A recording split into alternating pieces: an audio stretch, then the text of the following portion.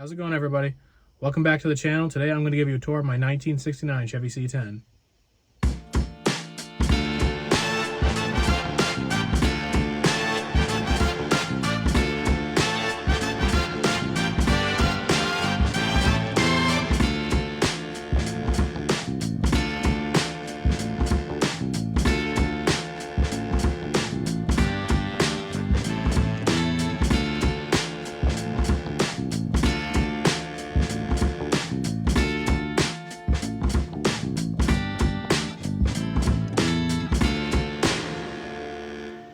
So here's the truck.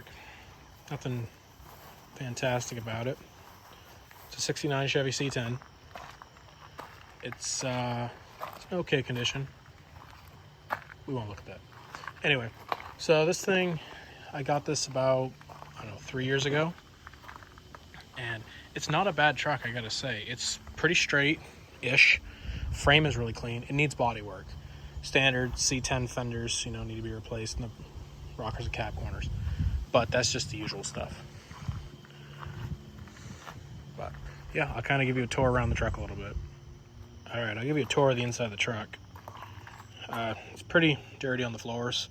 There was a lot of leaves inside of the, up in here where the old air ducts went. They have duct tape covering them right now to keep the air from blowing more leaves in here, but I should vacuum it at some point. But when I got this truck, this interior was absolutely garbage. It had basically the 2 gauges. It had like some felt gray carpet in here. It was absolutely crap. It wasn't a stick shift, so it didn't have any pedals. It didn't have stick shift or anything. But this was the original seat that was in the truck when I bought it. I think it's aftermarket, but it's a really nice aftermarket bench seat. I would have rather had buckets in this thing, but I had it. I bought a set of Ford seats to try and fit in this thing. Is just way too much work, so I just stuck with the bench seat. So the interior is pretty much stock for a C10, other than the aftermarket radio and the gauges. I haven't done any modification to the dash. I took the dash pad off because it was pretty crusty. I stuck a set of vents up in here. This has got an aftermarket heater box, as you can see. It's a universal. I got it from Jegs. They're like $200. I took this thing in a Christmas parade and I needed some heat, so yeah. Just the stock set of gauges, just speedo, your blinker indicators, and the fuel gauge. If this had been like a 70 or a 72, it would have had, like, I believe 2 additional gauges on each side with like alternator and oil pressure and stuff like that. But because this didn't, I put in the old AutoZone special, just oil pressure, temperature, voltage. And because I can't stand having to find the keys for this thing every time I want to run it, I converted it over to push buttons. So it's got main kill switch. You can hear the fuel pump in the back. This is the fuel pump switch itself. I just leave it on because this one already kills it, but that's just a temporary backup in case I need to kill the fuel pump at some point, if I want to leave the key on with the fuel pump running. It does have the big red push button in the original spot where the key would have gone. I kind of just ground that out, and that fit almost perfectly in there. It does have an operable cigarette lighter. I just don't have anything plugged into it right now. The switch for the heater. And then it's got the standard, just regular horn, and the Dixie Horn.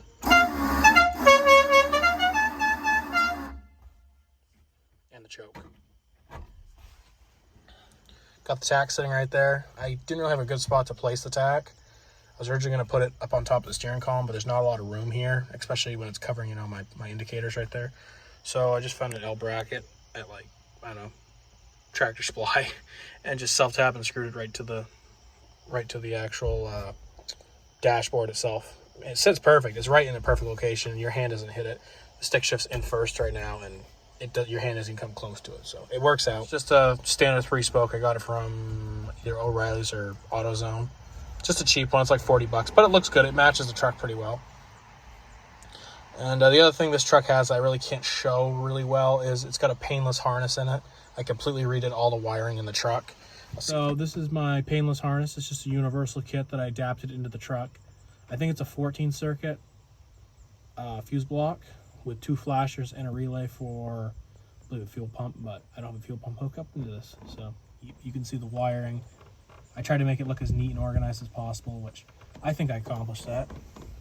So the other thing I've done to this truck is I swapped in a 5-speed manual transmission. The clutch pedal that is right there, I actually fabricated that myself. I was able to make a custom dowel that goes up through the pivot tube for the brake pedal with a piece of 3/4 inch, and I welded on that piece of flat steel that I made myself. Put a pedal pad on it, and then I just bought that rubber pad there off Amazon for like 15 bucks. It works out. It's a hydraulic setup, so I was able to adapt it over to this custom made plate I've got here. This bolts right onto the firewall. This is a Willwood hydraulic master cylinder for a clutch. The line runs along the top of the frame here and runs down the side and then runs way down in there. You can see the rubber line right there that flexes over. That's just a universal line I got off Amazon that runs over to a hydraulic throwout, or the slave cylinder. It's got a fork style throwout, and it's just a Duralast slave cylinder. And then you got the custom wrench shifter over here. It's just a box end I got from O'Reilly's. It was one of the cheaper ones that was a little bit in the longer range, which is what I wanted for this truck. I wanted a tall stick shift in it. The boot is a Peterbilt boot. Again, Amazon. That's where I got a lot of the parts for this thing. You can see my lovely ground job I put down there. I should have re-chromed it, but I didn't care. This is just a set of like 9/16 fine thread bolt nuts welded together and then ground down. They fit right into the head, and I welded them. The boot just sits here. The rug is stuffed under the bottom bellow to keep it in place. It needs to be tucked in a little bit right there, but it fits the part. It looks decent the way it sits. I actually like the look of the square boot better than like a leather boot or anything, so I think that one's gonna stick. Then we got the engine bay. There's nothing super special about this. It's just a Vortex 350. I pulled that out of a dump truck about a week prior to this video being made. I cleaned it up, slapped an intake on it, carb and distributor. I don't know why this camera's not focusing very well. And slapped in the truck. You can see the transmission. There's an NV3500 5-speed out of like a, I don't know, 95 Silverado, something like that. But it's just a stock motor. It's got long tubes on it. HEI distributor. That is a 750. I need to put a 600 on this thing, or a 650, because this thing glugs the gas bad. What else is there to add on here? Aluminum radiator. I got this. This was a circle track radiator. I picked it up off a guy for like 120 bucks. And it's a 3-row, so this thing stays plenty cool. This thing doesn't get above 180 pretty much ever. Basic Chevy Alternator. It's like an SP200. I can't remember what the actual model number is, but just a Chevy Alternator.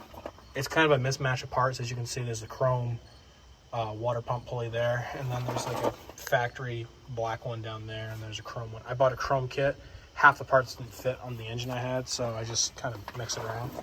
And then the power steering pump, that's a homemade bracket I made myself. So is the lower one that you can kind of see right there. It doesn't look great, but it holds up pretty well. It's pretty rugged. So, and I put over 200 miles on that bracket, so it's proven so far. I had to do that so they would fit down beside the frame rail better than the old style that got pushed out towards the frame rail. Like it got pushed out this way. So, and then bought that Advanced Auto. The old one was leaking, so I put a brand new one in. Still has a lot of play. Don't understand why. Probably it's that rag joint that needs to be replaced. From factory, these had like, I can't remember what they're called, but it's like a bell end style flex joint that goes in here, and it was mounted right here originally, and then it had a long shaft that went up there.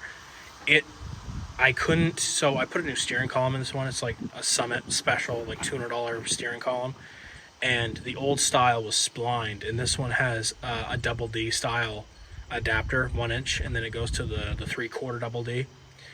So I had to basically take a piece of 3/4 double D, and I found out that it fits perfectly inside of this, making it a slide style steering intermediate shaft, and then just a basic, just cheap Amazon steering joint. Nothing special there.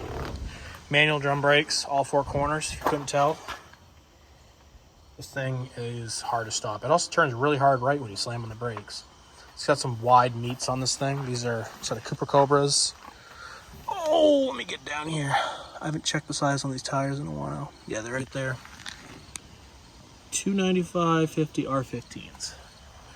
This has a set of 2-inch wheel spacers on it to push these wheels out. I don't like that. I'm going to put a set of probably 9-inch tires on this thing so this thing will actually steer correctly and ride better. This thing shakes pretty bad right now at like 60, so I'm going to change that out. The aftermarket heater hoses, I made those myself. They're just a piece of hose, and I had to put some grommets up in the firewall. That's a custom block-off plate I made. Kind of really like a poor man's bead roller around the edge. I used a pneumatic hole punch that has a side crimp, so you can put 2 pieces of sheet metal together and tack them. It gives you like a little shelf to set the sheet metal on. So I kind of made a homemade bead roller idea to go around that. And it's just self-tap and screwed in place because I'm cheap. Mounted on that is the Dixie Horn. That's just a basic Dixie. I think it's like Amco. Bought off Amazon for $40. Pretty nice little setup. It plays good. It makes a lot of people happy when they hear the Dixie Horn go by. So I like having it on there. Just basic Amazon again. Washer jug runs along here into the radiator. Cheap Tractor Supply battery, hasn't failed me so far. You can see by the nicer wires. I've completely redone all the wiring with that Painless kit. So I've touched every ounce of wire on this truck, so I know that nothing's going to fail. And any fail points that are on the system, I know where they're going to be if something does happen. So yeah, it's just a basic 350. Then we got something a little bit different in the back here. We got the fuel filler, little hole in the back of the bed. If you come down underneath the truck, you can see it's got a 15-gallon fuel cell mounted behind the axle with some homemade strapping. I had to make some braces up on the actual frame itself. That's the vent right there. I had to like drill out the old vent hole and like tap it because it was set up for A-in fitting. It was too tall, the bed was going to hit it. So I drilled and tapped and put that little bung in there. But just a 15-gallon fuel cell, Amazon special again. It's got a Holley Mighty pump, the little electric fuel pump. It's mounted on the front. I'll see if I can get a shot of it. So you can see the fuel pump right there. It's mounted on the side of the tank. I had to put it at the bottom so that the fuel would feed into the pump, because I tried putting it up on the frame rail before and actually fried the old pump I had, which was an Edelbrock red pump. So yeah, it's a pretty decent old truck. It needs its repairs. The front grille needs to be repaired right there. It's actually broken all the way right there. It's probably from the vibration of this truck. These gigantic tires that are on it. It's not a bad truck. I really like driving it. I'll throw in some driving shots for you guys so you can see it firing up and run it down the road. Back in the truck, got our neutral, hit the switch.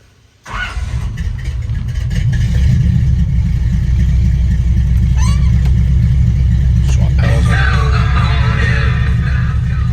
Operable radio, that's always nice.